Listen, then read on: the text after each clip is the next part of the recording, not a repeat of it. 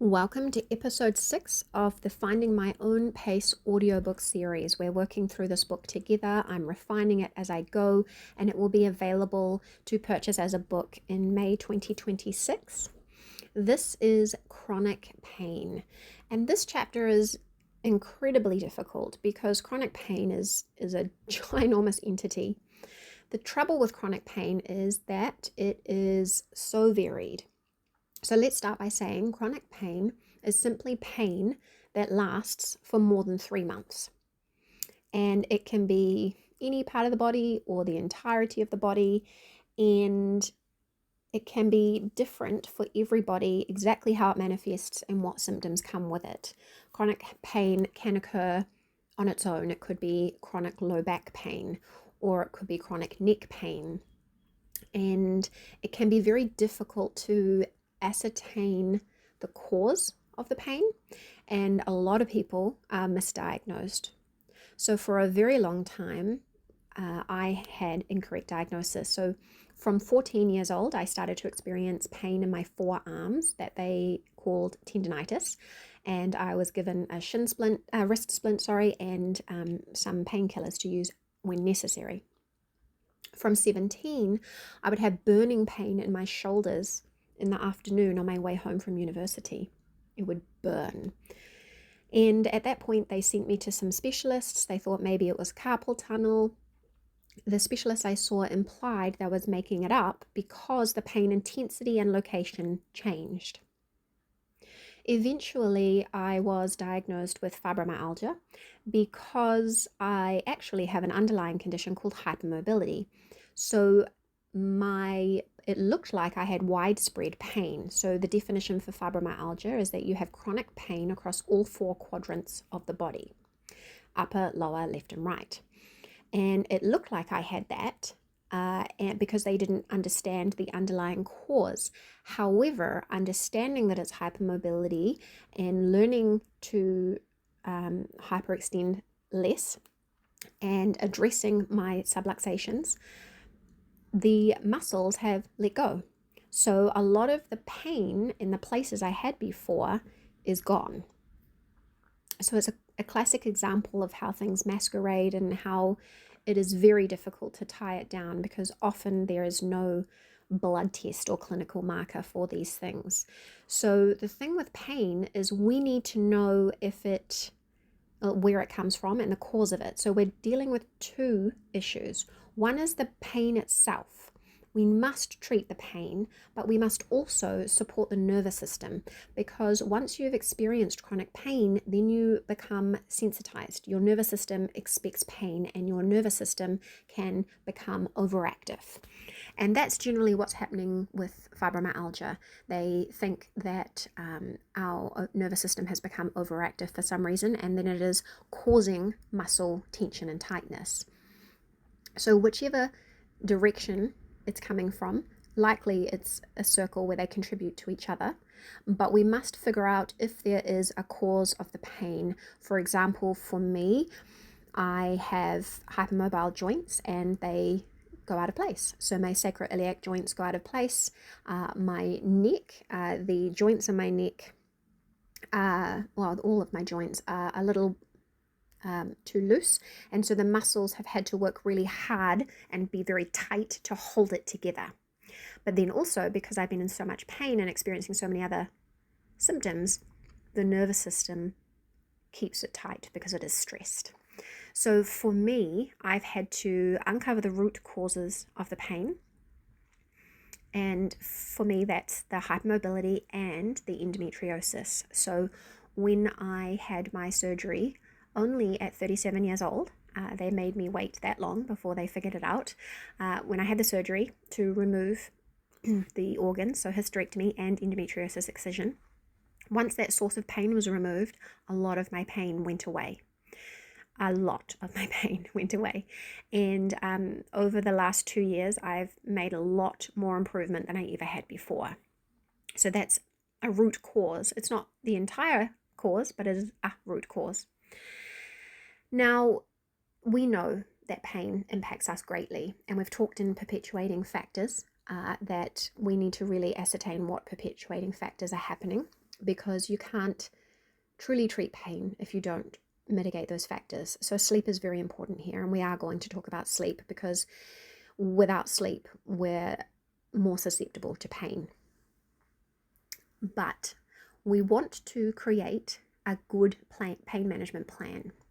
Now, I want to talk about the if this then that plan, and this is the plan that I made a couple of years ago. So I was talking with my physiotherapist at the time because I have been taught for many, many years to push through, and so I am not very good at taking early warning signs, and I'm not very good at taking medication, even though I know that you need to hit it to bring it all down. So I was talking to my physiotherapist, and I said, at what point in the pain scale is your nervous system getting involved and then kind of keeping the pain train going? And she said 5 out of 10. So if we are letting our pain get to 5 out of 10 before we are trying to treat it, then we have already got the nervous system ramping it up. And so this pain train is full of pain, and it's full of the nervous system getting ramped up. And you can bet it's probably full of a whole heap of lack of sleep. So the if this then that plan is what I have begun to use to help me get on top of pain straight away. And I'll tell you this, creating plans and following them has been very helpful in every part of my journey. So if the pain is 3 out of 10, then I'm looking at things like stretching, using the peanut ball, and non-medicated pain rubs and sprays.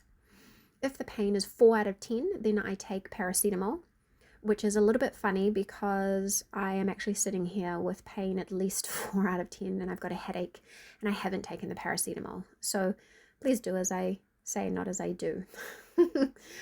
If the pain is 5 out of 10, then I take ibuprofen. And if it is 6 out of 10, then I take a muscle relaxant.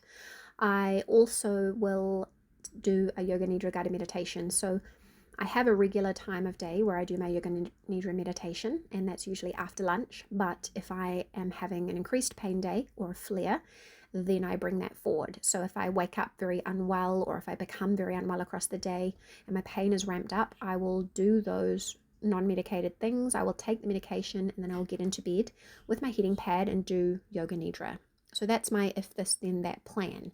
And the idea is that you follow it no matter what. And that has really helped. I know that a lot of things have been going, like pushing me on the upward trajectory anyway, right? I started low-dose naltrexone, and that started helping me. I started taking quetiapine, and that helped my sleep. So as my sleep improved, then things improved in other ways. And then, of course, the last 2 years, things have improved because of the surgery to remove the endometriosis and learning about the hypermobility. So I was going to improve anyway.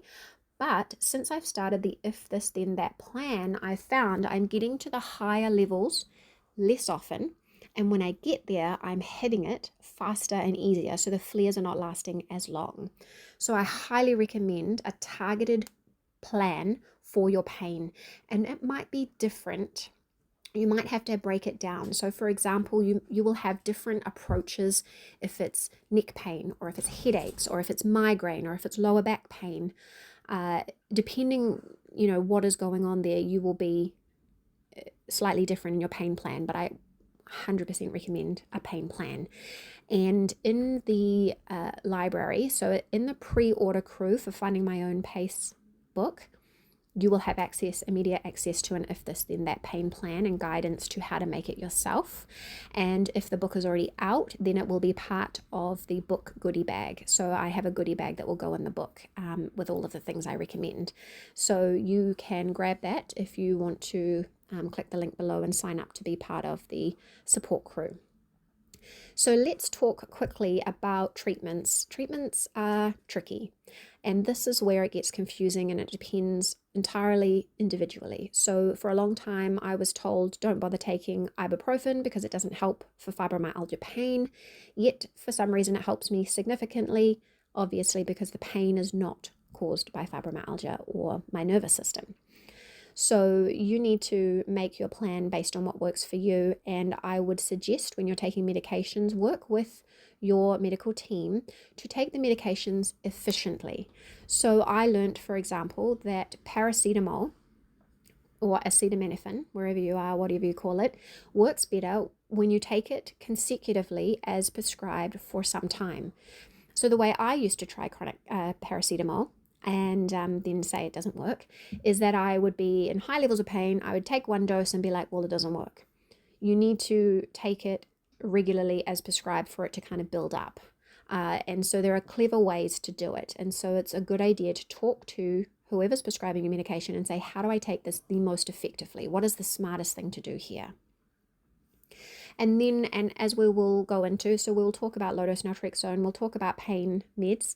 We'll also talk a lot about non-medication approaches in the rest of this book. We're going to be talking about mindfulness and nervous system relaxation, physical therapies, all of those good things. We will talk about that, and we will also talk about managing pain flare-ups. So I recommend having a plan for flare-ups. So the moral of the story here is, one, chronic pain is tricky because it's caused by so many things, and it's often misdiagnosed, and it's often undertreated. When I meet people and hear their stories and how they're dealt with, it makes me very sad. Then you want to make proactive plans according to your individual situation. And again, we'll work through that further in this book. But make yourself a pain plan, figure out what works and do it, and get yourself into the habit of doing it. And explore everything in the toolkit, medications and non-medicated approaches. And that's my key information about chronic pain. The rest of this book really is, dedicated. Everything I'm going to talk about is going to help chronic pain. And that's the wonderful thing about all the things we're talking here, is that they're all connected. Our body is one being. So when you support chronic pain, when you help your pain, then you're going to help your fatigue, you're going to help your sleep, and vice versa. So I hope that you will join us for the rest of the series. Hit subscribe. And if you know anyone for whom this will be helpful, do feel free to send it. And I'll talk to you again soon.